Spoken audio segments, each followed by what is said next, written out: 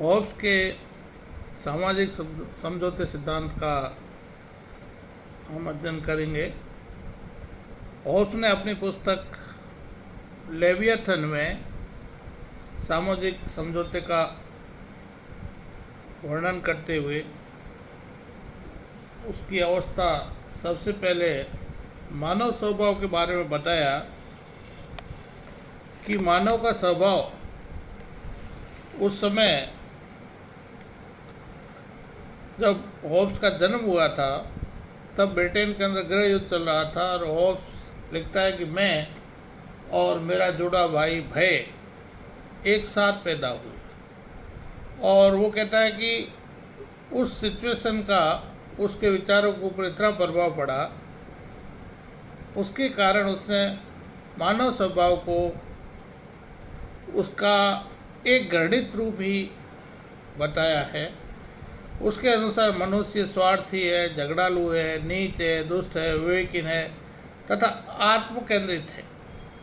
आपके अनुसार मानव का स्वभाव बहुत ही खराब है, नेगेटिव है, और उसके कारण वह केवल अपने हित की बात करता है, दूसरे के हित के बारे में सोचता तक नहीं है।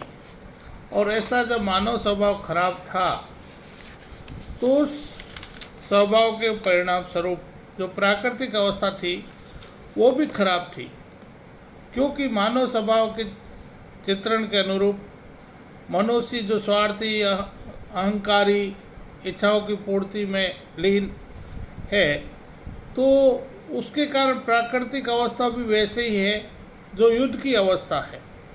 और 24 घंटे आपस में प्रतिस्पर्धा दी, एक दूसरे की गला काट प्रतियोगिता है, जिसमें वो अपने हित के साधने के लिए दूसरे का गला काटने में ही संकोच नहीं करता है।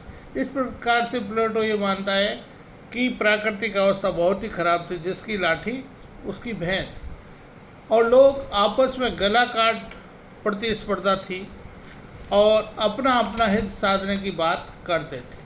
और प्राकृतिक अवस्था में होब्स के अनुसार मनुष्य एकांकी था, निर्धन था, पशु तुल्य व्यवहार करता था। और इस दिशा के कारण प्राकृतिक अवस्था के बारे में वो चित्रण करता है, सबके विरुद्ध संघर्ष की स्थिति थी, यानी सिचुएशन ऐसी खराब थी जिसमें एक दूसरे के विरुद्ध आपस में वो झगड़ते रहते थे। और वो कहता है कि मनुष्य इस अवस्था में एक तरह से रक्त पिपासु था, शत्रुओं का दमन करने वाला, शक्ति बढ़ाने वाला उसका नेचर था। तो इसके कारण इस अवस्था में नैतिकता नाम की कोई चीज़ नहीं थी, केवल अगर कोई स्थिति थी तो गला काट प्रतिस्पर्धा। तो प्राकृतिक अवस्था खराब थी, मानव स्वभाव खराब था। तो हमारे मन में ये बात आती है कि फिर सामाजिक समझौता कैसे हुआ। तो होब्स ये कहता है कि इस समझौते के कई कारण हैं, उनमें से एक कारण है कि लोगों को प्राकृतिक अवस्थाओं में कुछ कठिनाई महसूस होती थी कि किसी को दंड देना है तो कौन किसको दंड देगा, कौन किसको नियंत्रित करे।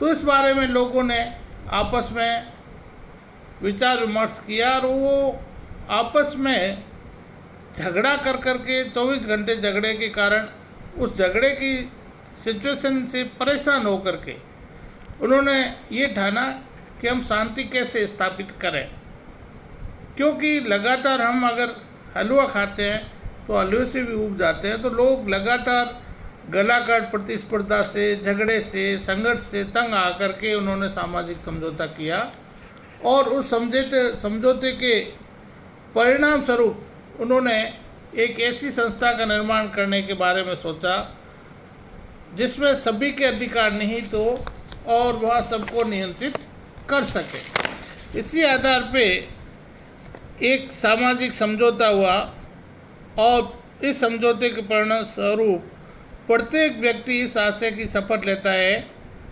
कि मैं इस व्यक्ति को या इस व्यक्ति समूह को इस शर्त पर अपना अधिकार देता हूँ तथा स्वयं अपने पर शासन करने का अधिकार परित्याग करता हूँ कि तू भी अपने अधिकार इसी प्रकार व्यक्ति को देगा और स्वशासन के अधिकार को छोड़ देगा। ऐसा करने पर सारा जन समुदाय एक व्यक्ति में संयुक्त हो जाता है। इसे राज्य या लैटिन भाषा में नगर कहते हैं। इससे पहले समाज और राज्य की सत्ता नहीं थी। इस तरह सभी मनुष्य संविदा करके प्रतिज्ञा करता है कि संविदा करने वाले व्यक्तियों का समूह राज्य कहलाएगा।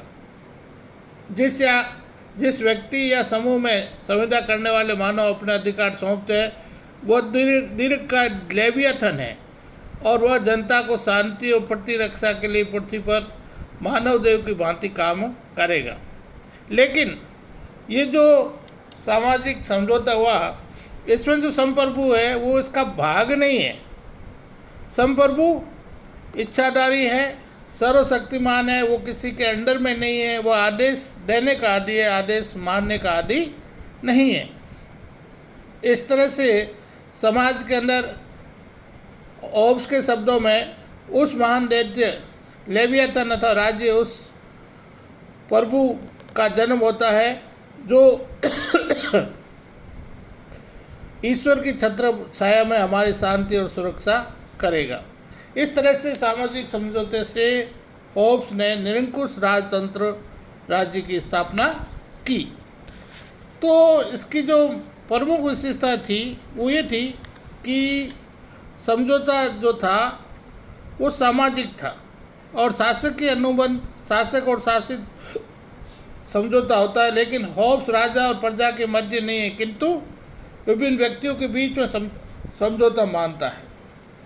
यह समझौता राजा के ऊपर लागू नहीं होता है। इस प्रकार से सामाजिक समझौता होता है, उससे जो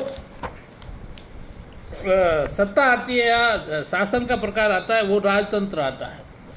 लेकिन आलोचक इसकी आलोचना करते हैं कि लेवियथन एक तरह से निरंकुश राजतंत्र है और इसकी जो आलोचना की गई है उसमें पहला है कि मानव स्वभाव के दोषपूर्ण चित्रण नहीं करता है।